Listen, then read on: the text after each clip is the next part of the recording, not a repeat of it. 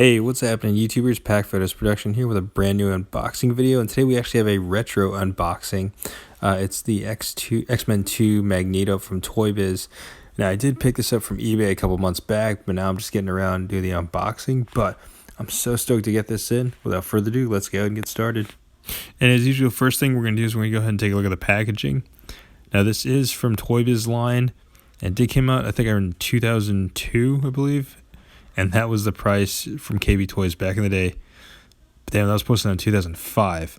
Now, as nice as that price looks, that isn't exactly what I paid on eBay. Trust me, you don't want to know how much I paid. And you can see there it has the sticker with the superposable 24 points of articulation. Then you have a little read-up of Magneto.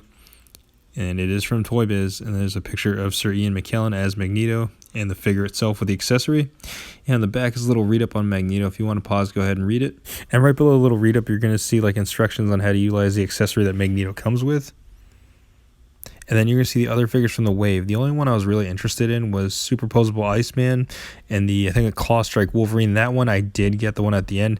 He's not as articulated as this Magneto, but I'll talk about that a little later.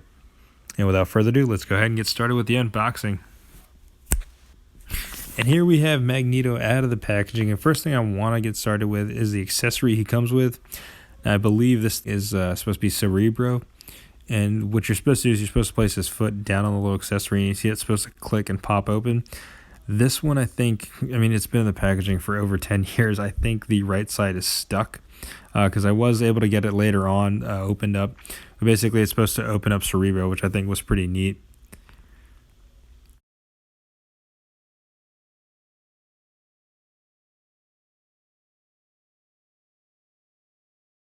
Now, next thing I do want to take a look at is the helmet that comes with Magneto.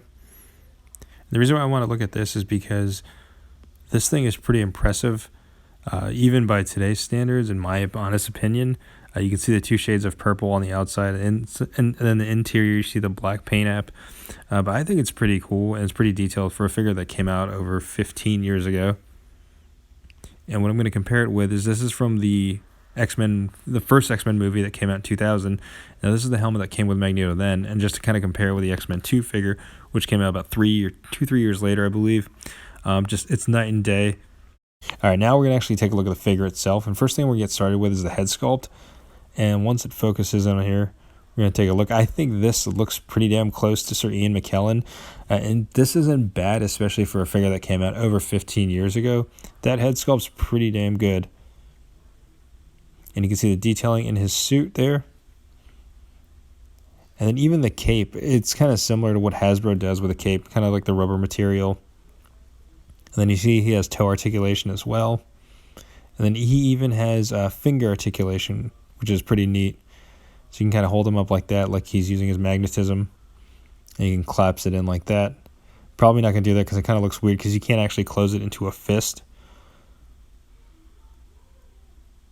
Now I'm going to compare it with the Toybiz X-Men 1 Magneto figure, and you can see they're night and day.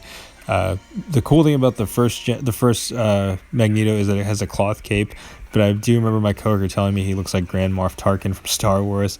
I don't know. What do you guys think? Let me know in the comments below, but I definitely prefer the X-Men 2 one. Now we're also going to go ahead and put his helmet on just to see what the figure looks like with the helmet. And it does just pop in easily right there, and it's definitely fitted. It looks a lot better, I think, than the other Magneto figure. And like I said, in my honest opinion, I think this figure still holds up. Now, don't get me wrong, I'm definitely looking forward to the new one Hasbro is going to release later this year. And I'm going to pre-order that once it becomes available for sure. But I think this figure looks pretty damn good. Now for some size comparisons, here we have the Toybiz X-Men 1 Magneto next to the Toybiz X-Men 2 Magneto. And yeah, in my opinion, night and day. Don't get me wrong, I do appreciate the efforts from Toybiz for the first X-Men movie wave. Those figures were solid, but definitely night and day, much better than the second. Now, next size comparison is next to the Magneto from the Apocalypse Build-A-Figure wave. This one came out about 2 years ago, so you kind of see what the comic book Magneto looks like compared to the Toybiz movie one. And you can see both of them do scale at 6 inches, so I think this figure still holds up today. And next up, we have that Magneto next to the Marvel Select Magneto. And next comparison we have is the Hardy's X-Men Days of Futures Past Magneto Kids Meal figure.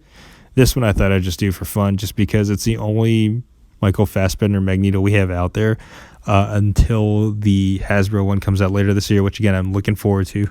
And next up we have that Magneto next to the Marvel First 10 Years Tony Stark figure. And you can see he scales well with the Tony Stark figure.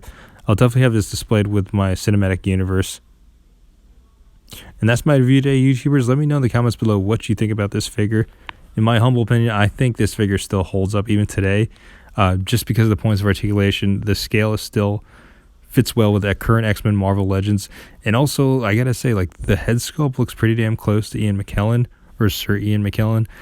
Let me know what you guys think in the comments below. I did pick this up on eBay, so if you see one on there, don't be surprised to see this in probably the near $100 range.